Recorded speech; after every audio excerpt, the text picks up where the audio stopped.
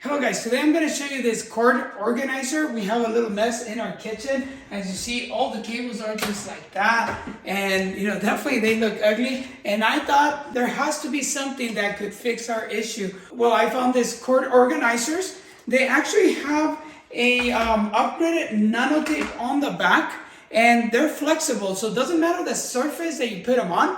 They're gonna go ahead and stick, and you're gonna go ahead and put the cable around it, and that way you don't have this mess. Let's go ahead and get this kitchen organized.